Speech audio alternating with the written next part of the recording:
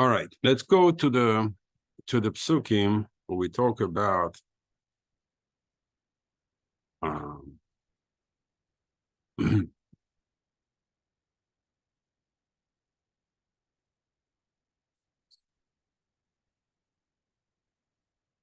Yehuda approached Yosef. We all know the beginning of the parasha. And the argument that Yehuda brings to Yosef is really out of this world. He argues, you know why you have to free him? It's because I was a guarantor for the youngster. Yes, he is the youngest of all the Shvatim. Do you know how old was Binyamin at that time? Yosef, when he met Esau, he was 7 years old. And then the Midrash state that he was standing on his tiptoes in order to hide the beauty of his mother so Esau doesn't see her. He was 7 years old. Right after that, Binyamin was born. So if we calculate, Yosef is about 7 years older than Binyamin. Yosef was before Paro, before the 7 good years. So now it's already the famine. So the 7 years have passed. So Yosef is 37. And as soon as Yaakov comes down to Mitzrayim, the famine will stop. So obviously we're in the 2nd year of the famine. Let's say the whole union between the brothers took 6 months or whatever it took. He is about 39 years old. Binyamin is then 32 years old with 10 kids. Someone like this you call Nar. Nar is a term used in the Torah for a teenager, before the 20, before the Mechuyev, Oynesh, when they do the sin, till 20, it's Asr, but there is no Oynesh. After 20, there is a Oynesh. And Yehuda is going to call him constantly like this. Hanar, ve'ato yeshana dechatachas hanar, ve'anar. Can't stop repeating it. Like, what the heck? What are you trying to tell us here? What are you hinting? So obviously we see that the language of the psukim here are not what it seems. Ki avdecha ara v'tanar. You know why you have to free him? Because I'm a guarantor. I mean, you're talking to the viceroy of Mitzrayim that rules over earth. Does he care your family problems that you went to your father and you guaranteed him? I mean, how that is, weigh on the scale? What are you trying to do? Oh, I see. You're trying to mellow him down. A man like this, has proven to be an achzari all along the relationship you have had with him, and now you expect him to change because you're a guarantor, Yehuda? I mean, you want to kill him. Yes. We're going to see that from the Midrash later. You want to kill him. At least give him a chance to make good, but don't come with arguments, empty arguments. And why is the Torah recording all this? What importance does it have to us? He told him this, the other guy said, everybody goes over this psukim like, hey, there's nothing to see here. It's just an argument between Yosef and thing. The most important part of the argument is Yosef is revealing himself. So why are you recording? Every word in the Torah, there's piles and piles of halachas to learn from. Here we have a bunch of psukim, not the words, psukim altogether, that if you translate them, they don't make any sense. And then Yehuda goes on and says, I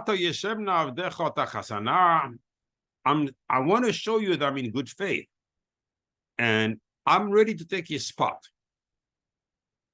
And to be a servant to the master. But as long as you free Binyamin and let him go back up with his brother. And what's the argument to this? How can I go before my father and I'm going to see him bara in bad, in a state where of pain, suffering? How do you expect me to go there? 1 second. You expect Yosef really to work with these arguments? There is a rule in Mitzrayim. A thief is caught and beheaded. Period. That's the rule. What do you say to counter that? Nothing, Yehuda. You say nothing. However, we see from a few words here that Yehuda is hinting something. Why? Because he refers to Binyamin as Na. Don't want to expand in questions because we have a mahalach here to learn, and it's got to be a strong basis for the shir on Shabbos. So I'd rather go through that.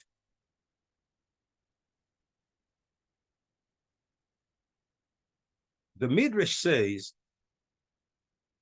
about Avram that don't you think that what happened to you is just your life? No, you represent your children, and everything that happened to you will happen to your children. In other words, my say avos, whatever occurred to the forefathers, siman labanim, it's a sign that this will occur to the children. In other words, what happened between Yosef and Yehuda should be taken as a siman. Obviously, there is something there that will teach us fundamentals about, I should say, especially for the last generation, for our generation.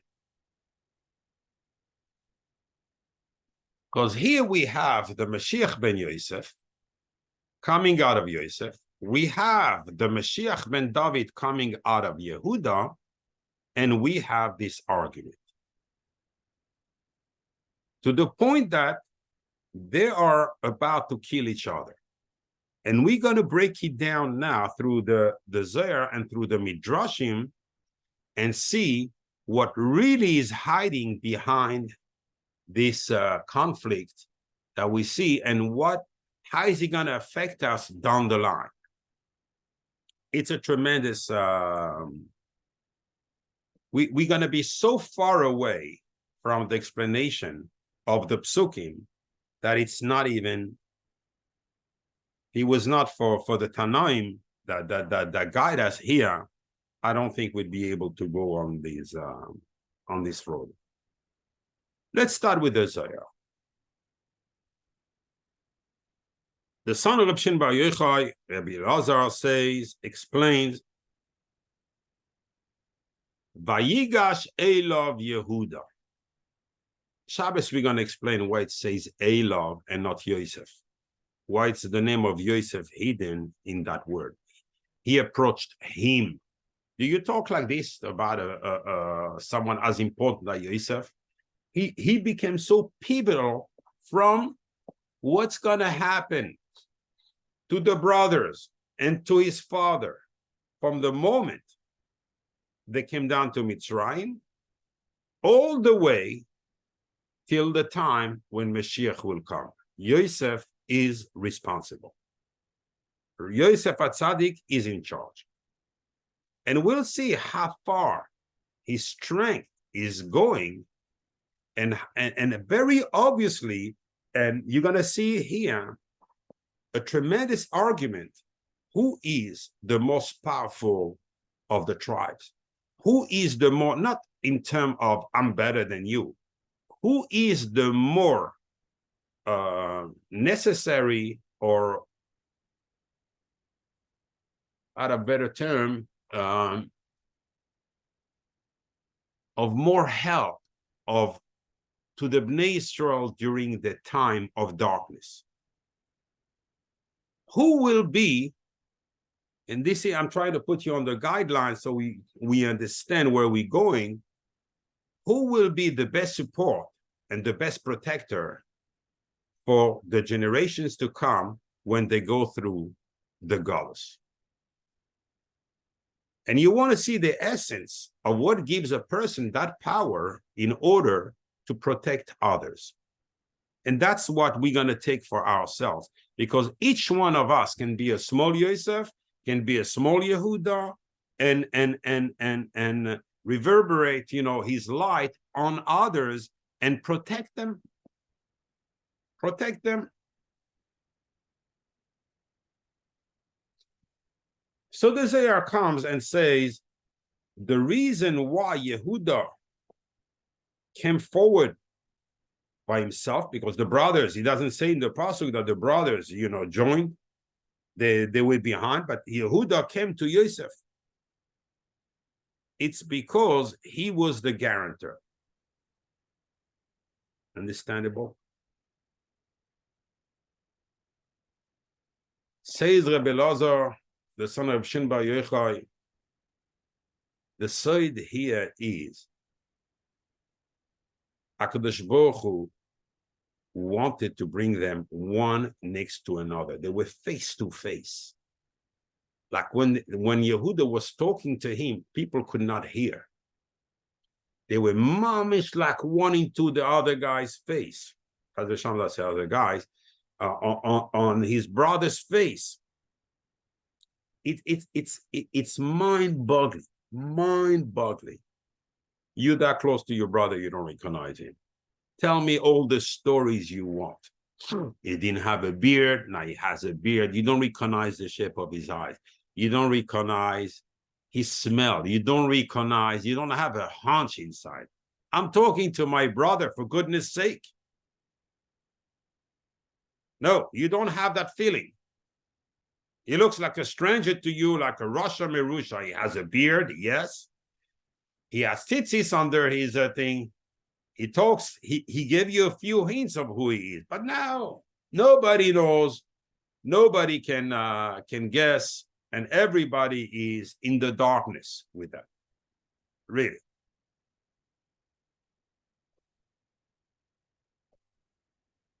The very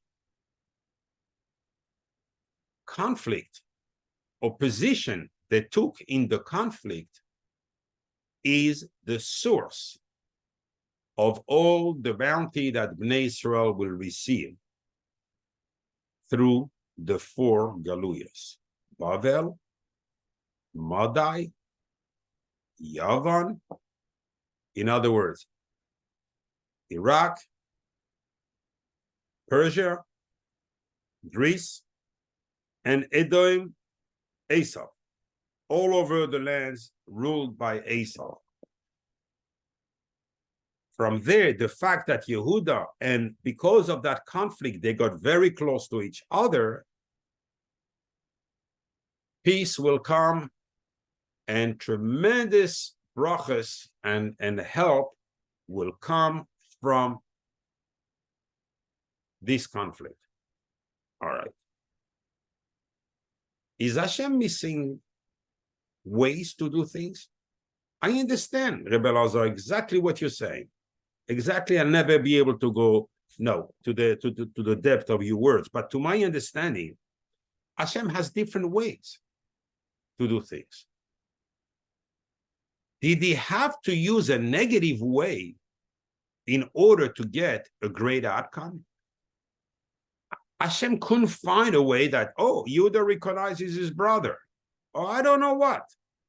Hashem has a lot of ways. I don't know personally. Hashem has a lot of ways. So now you want to tell me, because I'm learning from this, the Tanaim, whatever they say, is the water we drink. It's the Torah we learn. So I'm allowed to go into darkness with the pretense, you know what? My machshava inside, my thought is to do good.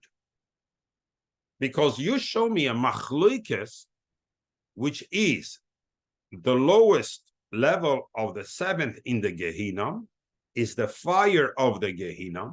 So you show me a conflict, and out of this conflict, you want to bring me light. We said from the Midrash before, sorry, whatever the avos, the forefathers have done, it's a sign for the children. So maybe we're going to do the same also. Then you can prevent someone from chas v'shalom doing something improper, because it's going to tell you, hey, back off. I'm doing like Yehuda and Yosef, because whatever I do, it's not as worse as the machlokes. So where is the boundary here? Can we do anything? Why don't Hashem do it through the light? Hashem said, Yehi or, Vayhi or. There should be light, and there was light. There's no need for waiting for HaKadosh Baruch Hu. As soon as he thinks about something, right away it happens. So why going through this tribulation, through this conflict, bitter conflict, to the point where both of them, their lives were in danger? Really? We have a klal in halacha, chamira sakanta meisura. Putting oneself in danger, it's much more stringent than putting yourself, than transgressing a mitzvah or doing an Issa. In other words, when a person does one Issa, it's only one. When a person puts his life in danger, it stops everything. He can do no more good. Oh, so where is, and all the work he was supposed to do will not be completed. So he goes out incomplete from this work.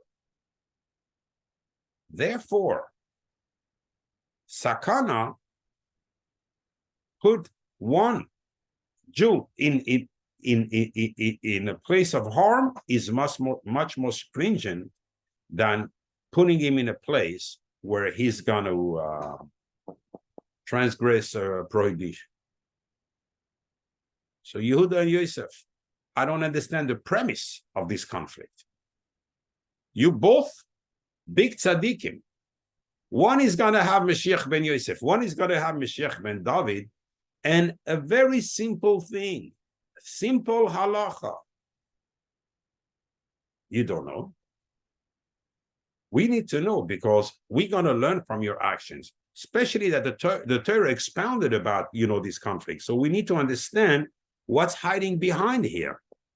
Because, and I'm going to go from today on the side of the halacha also a bit, and on the side of, a little bit deeper as usual, but to try to understand if there is any standing for or possibility to behave like this for us.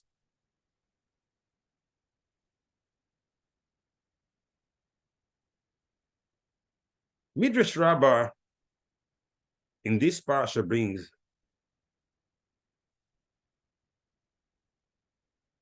Yosef based, that's the last pasuk of last parsha, in Parshas Miketz. He stated the person that by whom was found the kois, the gavia. Gavia is the cup, the silver cup in which he was pretending to see the future.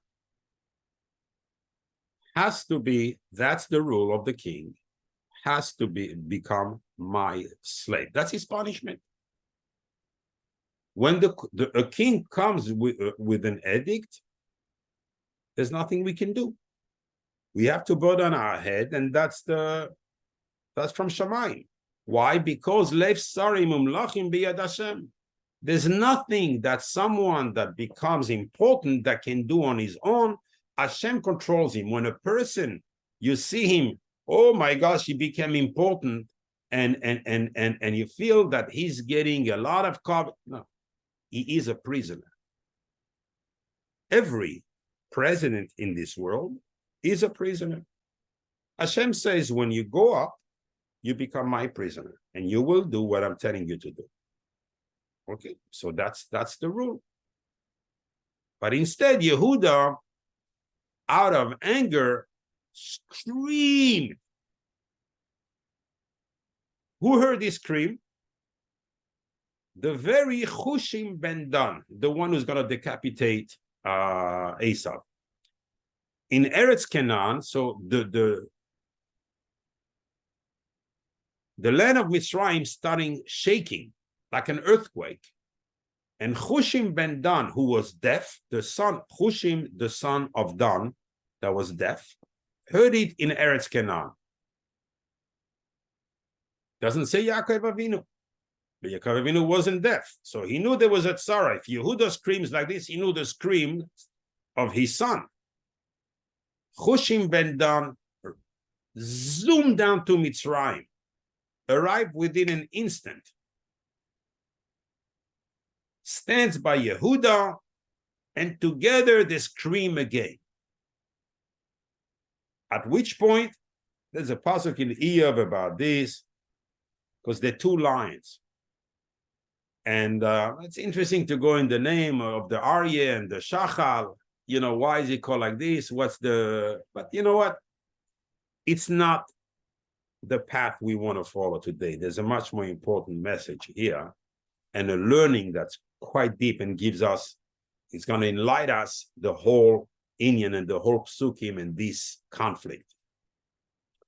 So the both screams, all the 600, first of all, the guards of Yosef, the Mitzrim, fall to the ground, and their teeth come out of fear.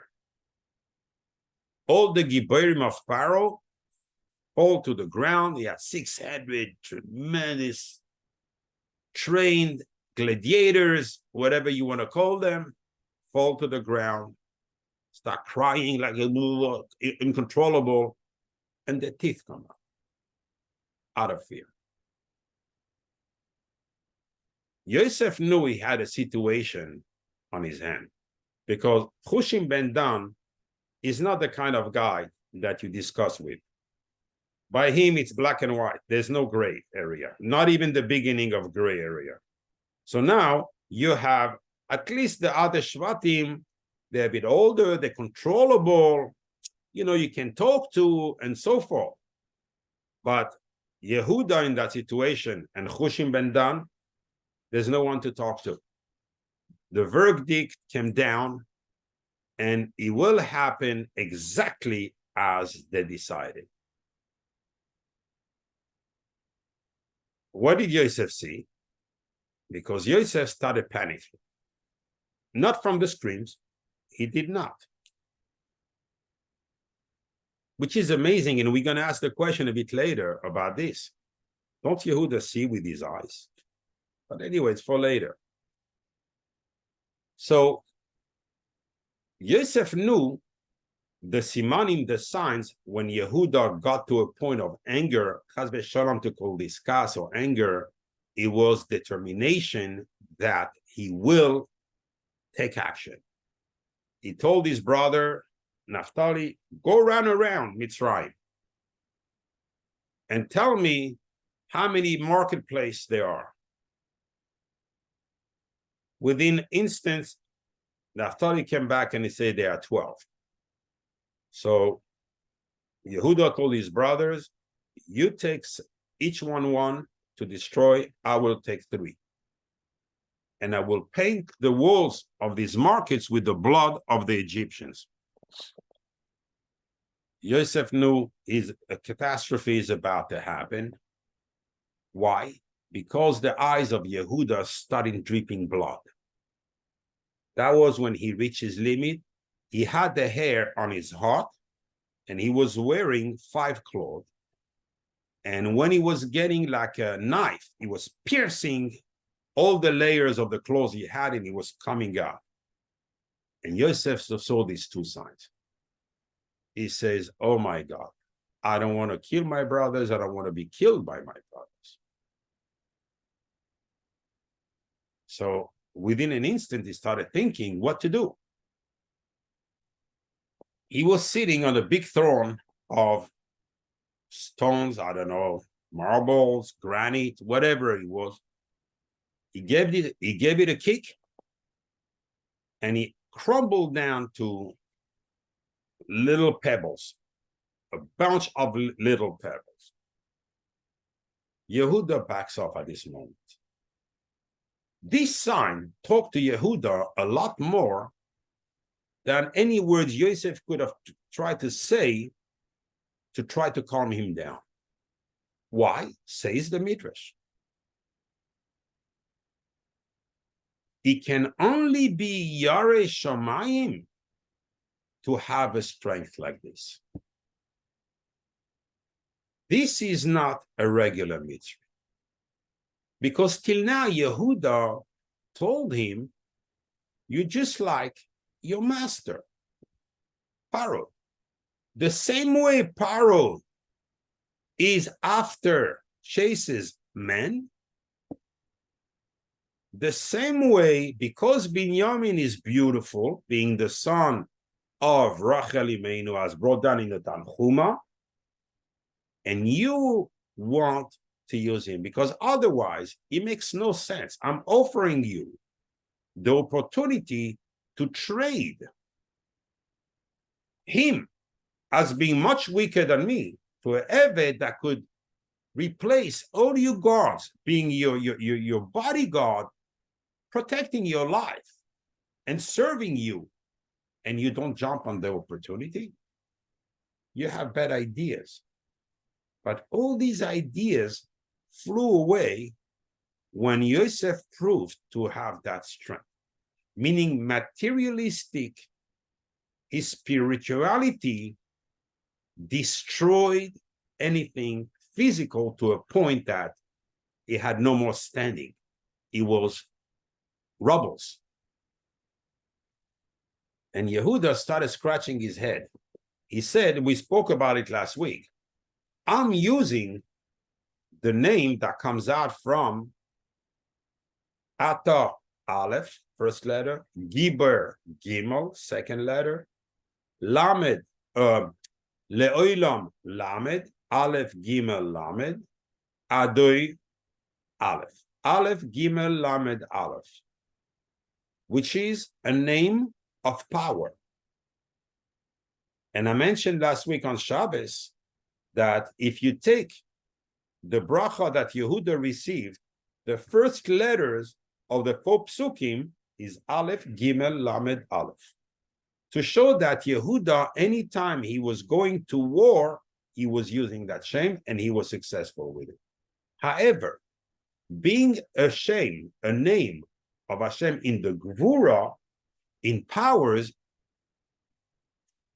this name cannot suffer the most minuscule blemish in a person. So now Yehuda has a conflict, is conflicted. On one hand, you cannot do what Yosef did without using this name. If Yosef was a bad person, this name should have not worked, and in contrary, should have destroyed Yosef.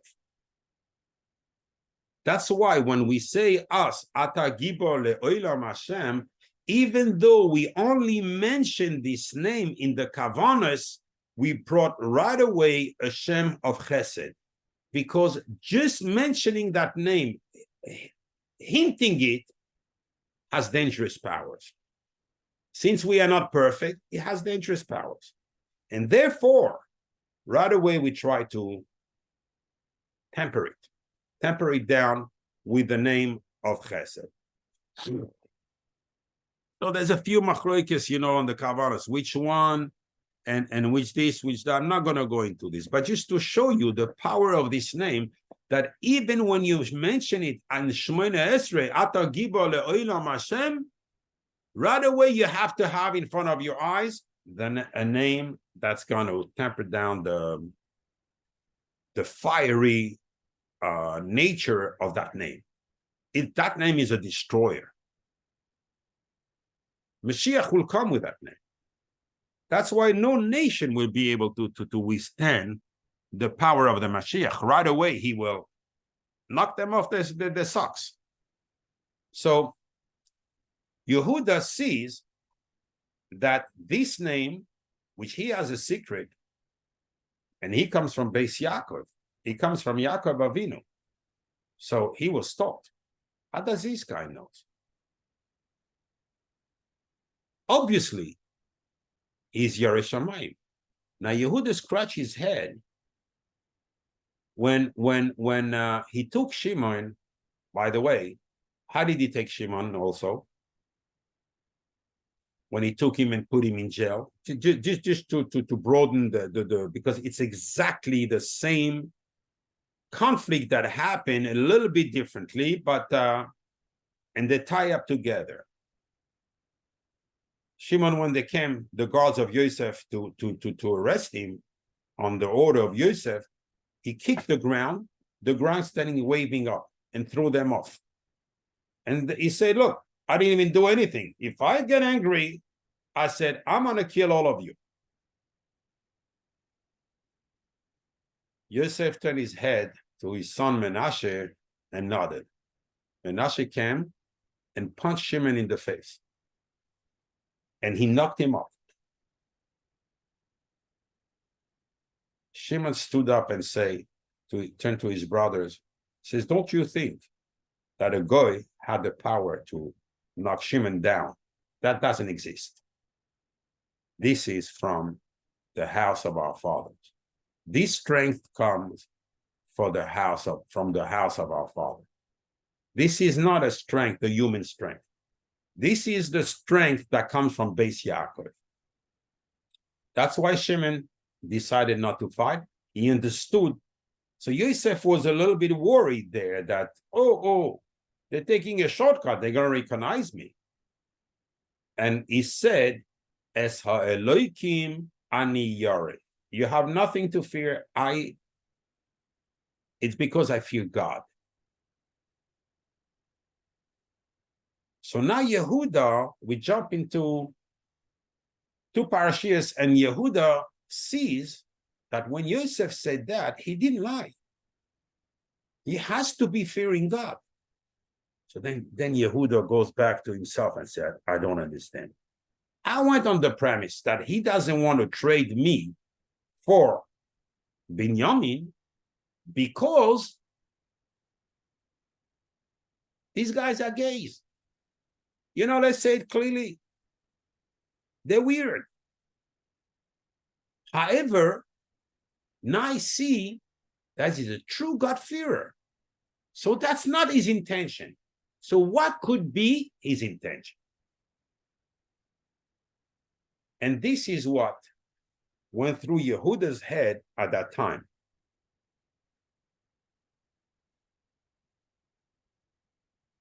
Thinking that I came here with one clear prospect, which is to kill Yosef, and if need to be, kill the whole Mitzrayim. Why? Because they have bad intention about my brothers, my younger brother.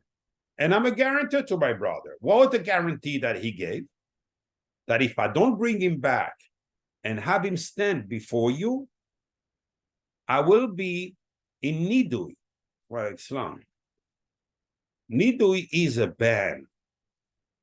He banned himself from Bnei Yisrael in this world and in the world to come. Cannot have Olam Haba.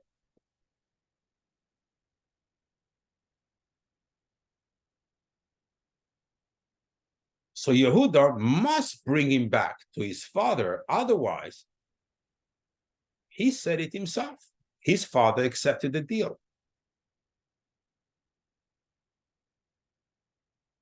Now, Yehuda realizes that he made a mistake. I hope I wrote that pasuk.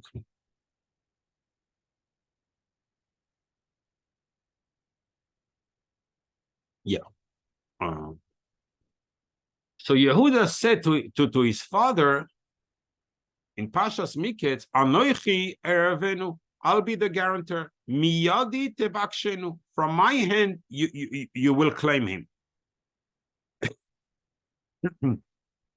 Im loi havi oisiv, if I don't bring him to you, Eilecha, veitzaktiv lefanecha, and I will present him before you, vechatasi lecha, and I will sin before you, kol hayami, meaning in this world and in the next. Look at the mistake Yehuda realizes in this moment when he faces Yosef. He said, I didn't word it correctly. I'm in big trouble. What does he say here? Im loi havi oisiv elecha. If I don't bring him to you. No, I'm sorry. Something that's not here, and you ask me to go fetch something for you, yes, I'll bring it to you. But something that I'm taking from you, and I will return it, you say, I will return it. If I do not return him to you. Because the alternative to explain this, Yehuda became a guarantor for Yosef. Imloi havi oisiv eilecha, Yosef, vehitzaktiv lefanecha, and I will stand is Binyamin. Yehuda realizes a monumental mistake he's done in his language. Now the nidui took place. I'll explain a little bit later what it means. And Yaakov, look what he says. Vekel Shakai. Where is Kel Shakai? Where is that Yehud? Someone knows, open the microphone.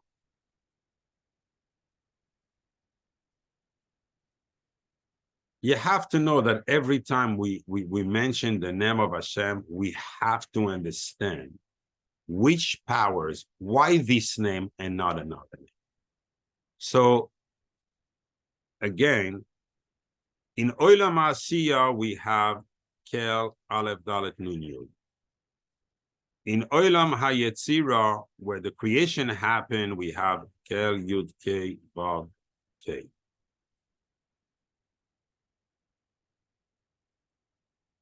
Olam Asiya, and you're gonna see it every time that word.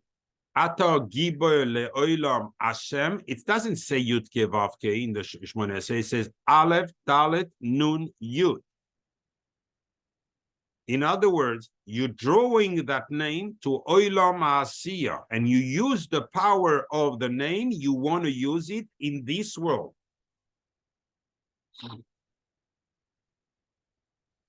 And Olam Haberia, where the Bina resides, is Kel Shakai.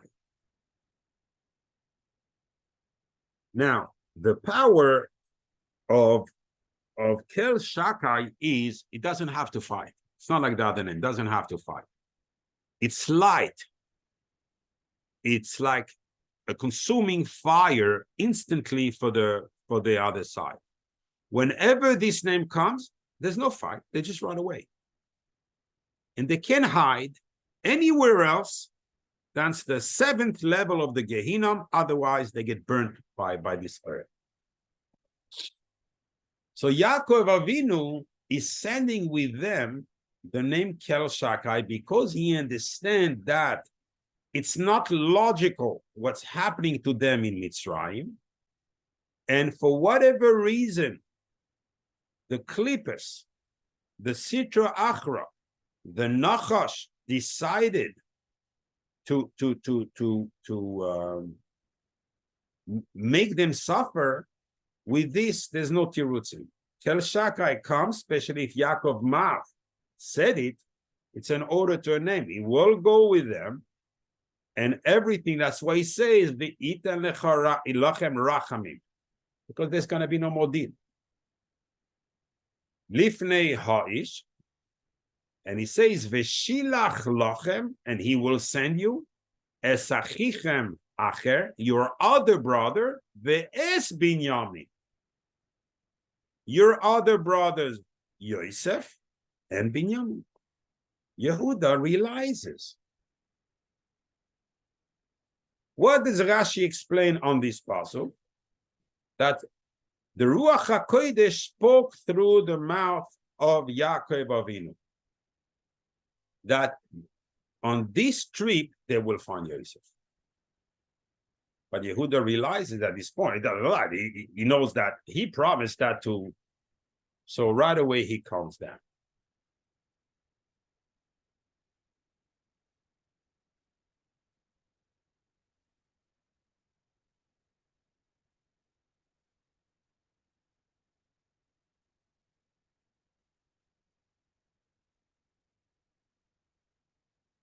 The Gemara in Makos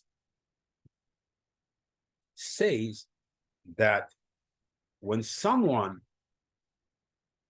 puts himself in the conditional nidui, a conditional ban, despite the fact there's a condition, and if the condition was accomplished, usually in everything in the Torah, the Tanai, the condition supersedes, so it blocks the other thing. But nidui is so powerful that despite the condition and despite the condition being accomplished, the nidui still has an effect on the person. Therefore, says the Gemara, that the 40 years that the Aron of Yehuda, the beer of Yehuda was going in the desert, his bones were shuckling inside there. While all the other brothers, the body hadn't changed, despite the death. But Yehuda was bones and dislocated bones, and they were all the time until Moshe Rabbeinu davened for him.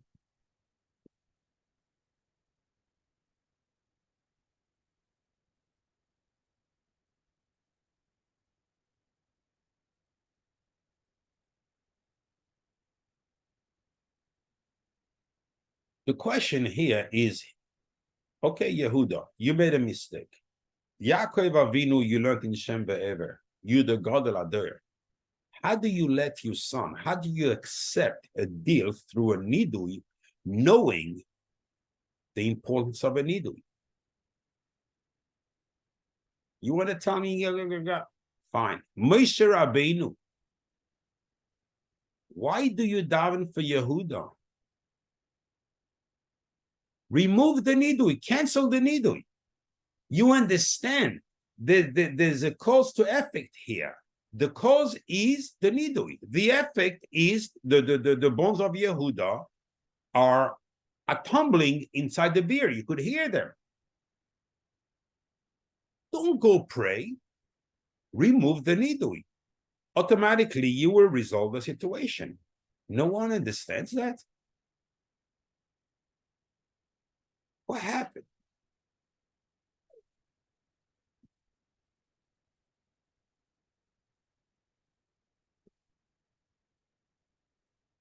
Let me show you something.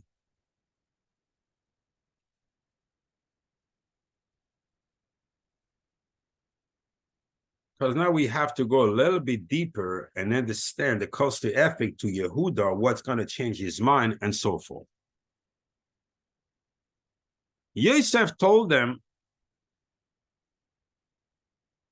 Es hoeloikim ani yare. Again, in the time, so I'm going to drop back on what I explained. I'm just going to go a little bit deeper now. I fear God. Again, that was after Menashe punched Shimon. What is he trying to tell them? And this is where Yehuda did not understand the hint. This equals to 764, Jaime, for you, South Lake Drive. That was my address in Lakewood. So, as Haloikim Ani Yare equals 764. 764 is the highest level of yichud you can do between HaKadosh Baruch Hu and the Shechina, the Melech and the Malka. There are 3 levels, 4 levels. This is the highest level. You can say even there's 5 levels, because you have the Amen, is Yud Ke Vav Ke Aleph Dalet Nun Yud. So entire name, not expounded. Then we start expounding the name. It means there's not only a yichud between the name itself, but even the sub letters which are inside the name that we pronounce.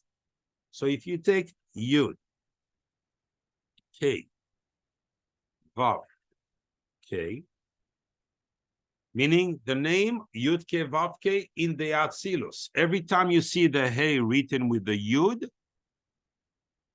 followed Vav written with the Yud, you know right away we're in Atzilus. We are on the highest word.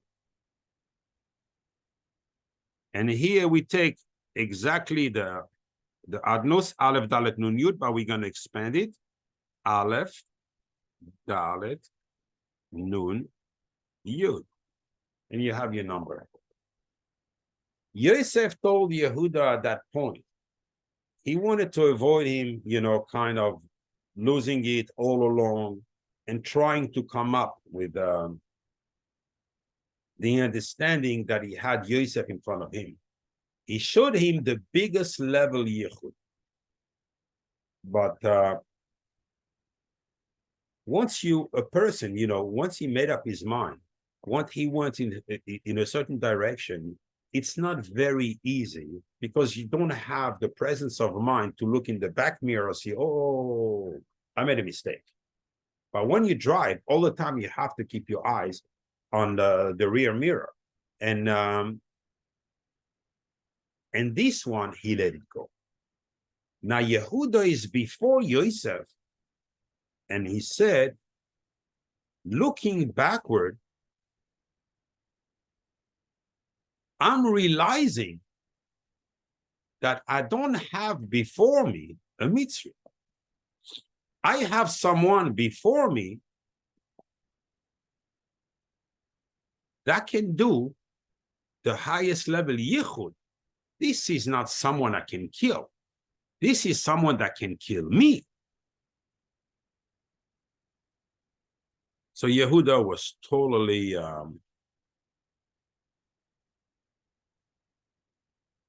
conflicted, messed up, and didn't know what to do anymore at that point. And this is when, where did I write it?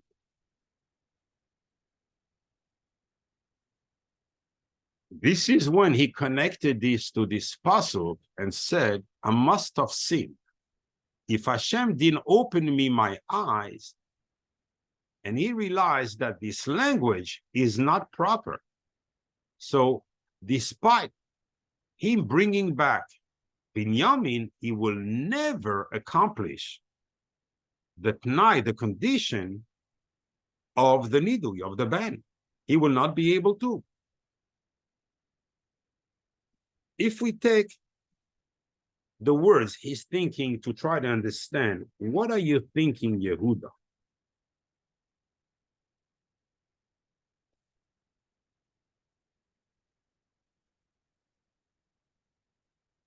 This equals to if I don't bring him back to you, if I don't bring him to you, not bring back, it's not achzirenu, it's haviosi. If I don't bring him to you, in other words, Yosef, I'll be choyd. Yehuda panics here. Why? Because we're still in the same Shmoneh Esrei. Okay, Hagadol, Hagiber, Behanoira. You remember I told you what this gematria is. The Merkava, the upper chariot has 4 legs. The Kisei HaKavod has 4 legs. Avram, Yitzchak, Yaakov, who's the 4th? David. We say Eloi ki Avraham, Eloike Yitzchak ve'Eloike Yaakov.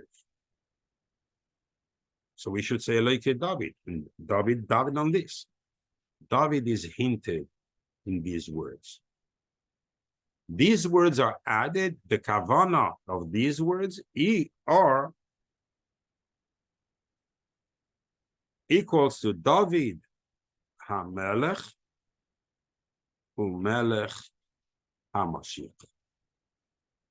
Because it's not only David, it's the whole, Malchus from David HaMelech all the way, the completion. This is the fourth leg till the Mashiach comes b'meher b'yameinu. Amen. So this is what it is. Yehuda start thinking.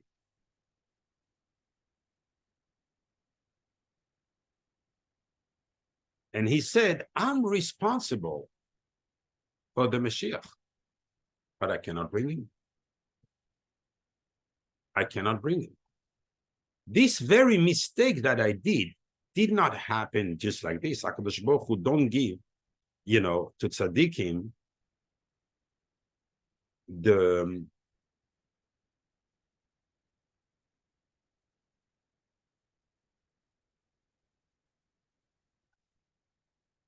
I would say HaKadosh Baruch Hu is not machshil tzaddikim to lie.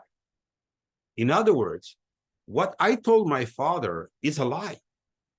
And the shiftei kar never lie. Mideva sheker tirchak. Sheker is the klipa. You keep it as far away as possible from you, and you will see the light shining upon you.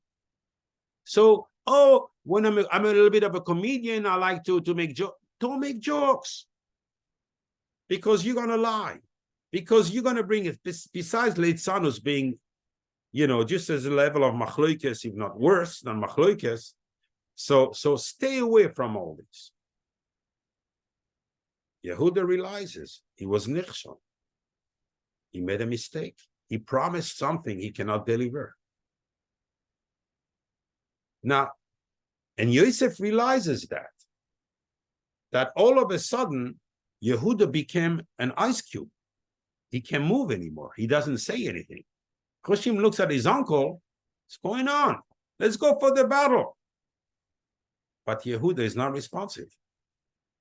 A lot of thoughts are going now through Yehuda's head, and he realizes it brings him back to that place in Doisan where they took their brothers and threw him. He now realizes how big of a mistake it was. And the world is crushing the skies on Yehuda. Why? Because on the fourth leg, conditionally that I bring Mashiach, but I need Yosef to bring Mashiach. I will be nidui, chas v'sham, because I cannot fulfill my promise, the promise of my guarantee to my father, if I don't bring Yosef. So the Bnei Yisrael will not have a savior at any of the four galuyos. That's the end of the Bnei Yisrael. And Yosef is reading Yehuda exactly like an open book. He realizes Yehuda now understood. He says, it's time for me to reveal myself. Now Yehuda did the 360 degrees circle. He went back to the original place and he realizes how big of a mistake it was. And this is where Yehuda is standing. I'm going to prove what I say because these are big statements. He brought a second language here, and he says, Veitzaktiv lefanecha.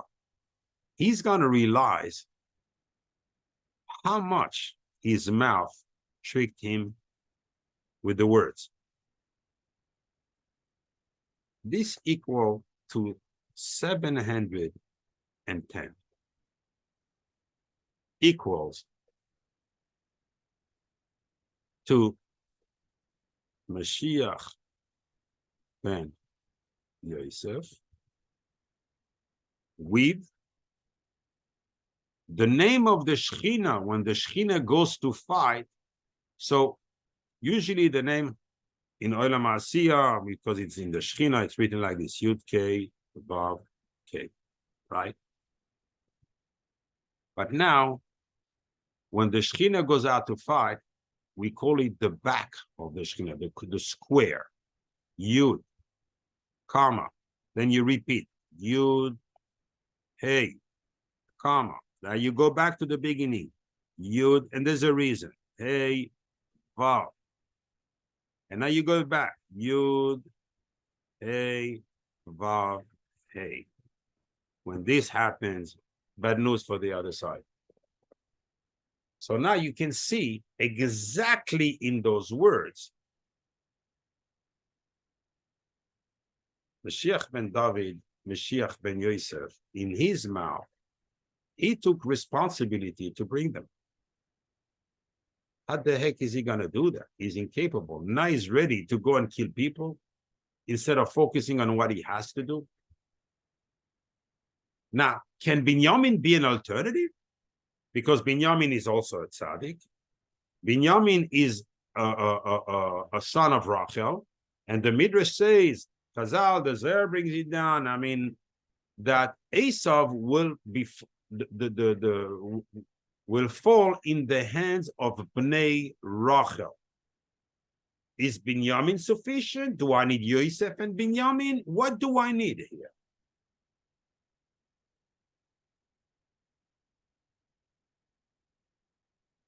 Yosef tells him, I need Binyamin.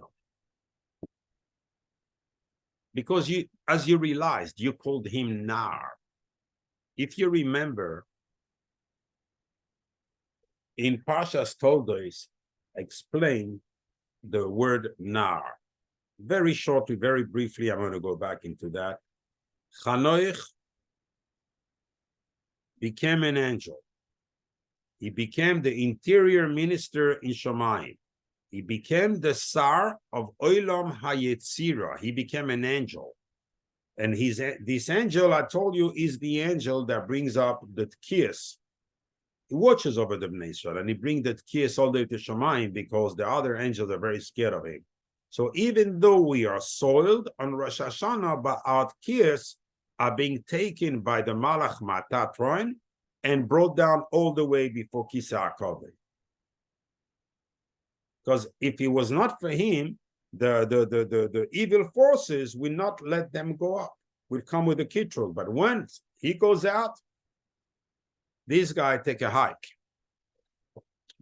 So, and we explained that since he died Chanoich without Bris Milah, he had to come back in Eliezer, that Eliezer should get the Bris Milah from Avram Avinu.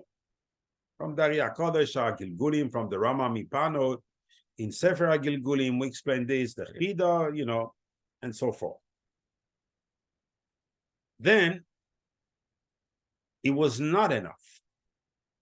Why? Because he died without Bris Milah. We needed someone that's going to be tested about the Bris Milah and will overcome the test. So he came back into Yosef. That's why Yosef is called Nar. When Yehuda calls Binyamin Nar, is not referring to his age. He's referring to his inner power. That's the last one. He's called Tzaddik. So in other words, that's the only possibility that I can have to access the Mashiach ben Yosef, because he has the two midas of Yosef. He's a Nar. In other words, he's a reincarnation of this Malach. And number two, he's a Tzaddik, mean he kept his bris. Maybe it'll be enough. Yosef says no. We two parts of one neshama. If you take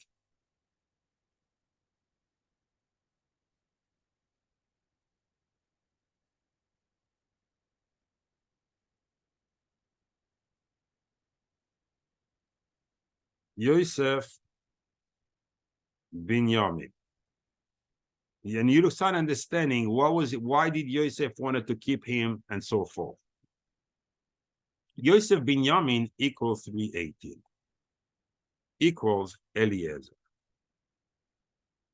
In other words, Yosef and Binyamin both receive one part of the neshama of Eliezer, and they have to be together in order to prepare the Geula for the Bnei Israel in Mitzrayim.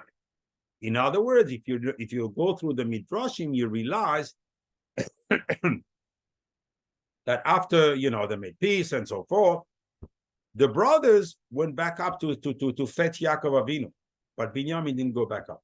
He stayed with his brother. They were the only two capable in staying in Mitzrayim and controlling them. Why didn't Yosef go to see his father?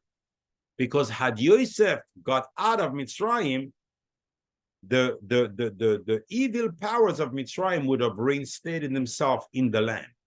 As long as Yosef was there, he had no problem. He was controlling them. But now that Yaakov will come, and the other side was getting a lot more nervous, he needed Binyamin. Like a person stands on two legs. If he would have only one leg, he wouldn't be able to stand. Yosef and Binyamin are the two legs of the body called the Bnei Israel, Knesset Israel. And the whole binyan, the whole monument called Knesset Israel stands only because of them. And they both have the same midah, which is the yesod. Where is the yesod? Between the legs. So you can see the whole thing pointing here. And what did Yosef say? The gavia, right? Whoever I find the gavia, the glass, the cup in his hand, gavia equals 85.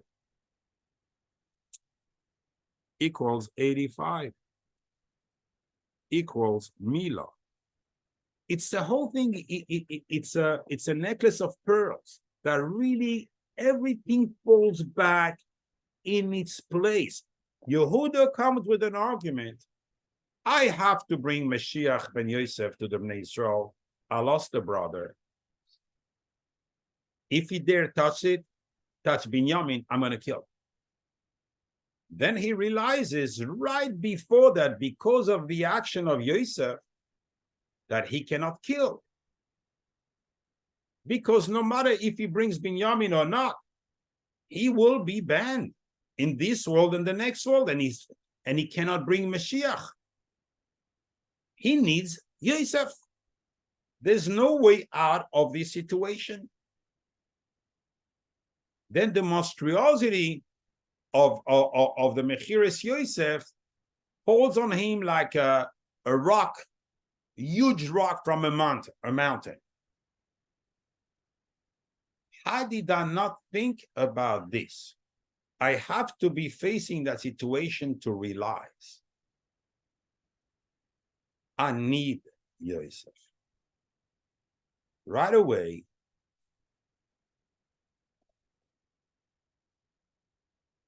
Yosef is revealing himself to his brother because he, as I said before, he realized that it's impossible to have the Mashiach ben David without the Mashiach ben Yosef. The Zohar in Parshas Vayishlach gives us a little bit more understanding in this. Very quickly. At the beginning, Adam HaRishon was supposed to live 1,000 years, a day of Hashem, which is 1,000 years. When he saw that Bnei Israel will need David HaMelech in order at the end of time to have Mashiach ben David, and David HaMelech, because of the Kitrug, had no days of life. It's supposed to be dead born dead, whatever it's called, born still. He took 7 years of his life and he gave them to David HaMelech. However, right after, Adam HaRishon soiled himself by eating the Chet Etz Hadas. So all his days were also soiled. they couldn't help. You can't give days like this to David HaMelech. That's not going to help. So now, Adam Rishon can only give them through the Gilgulim he's going to go through. So first, he goes his nefesh into Avram Avinu. Okay, nefesh is not the most important. So Avram Avinu was supposed to live 180 years like Yitzchak. He lived only 175 because he took 5 years, gave them to David HaMelech. They were corrected. Therefore, David HaMelech. Yitzchak Avinu lives 180 years because the Melech and the Gvura are from the same line. Got nothing to give you. Yaakov Avinu supposed to live 180 years, 175 years like Abraham, but lives only 147. Difference 28 years. He takes from his life and gives them because he corrected the neshama to David HaMelech. David HaMelech has now 33 years. Yosef comes. He was supposed to leave because he was like an Av, like his father. Ele told us Yaakov Yosef. He was supposed to leave 147 years, and he only lived 110 years. So the corrected years that he corrected for Adam Arishon, 37, he gave them to David. 33 plus 37 equals 70. These are the 7 years of life of David HaMelech. In other words, you see that the one that supported the most, Mashiach ben Yosef, ben David, is Mashiach ben Yosef, is Yosef HaTzadik. He knew that the Malchus-based David is only like a levush, it's a cloth. But it cannot perform anything until Mashiach ben Yosef gives him the power, the light with which to perform. And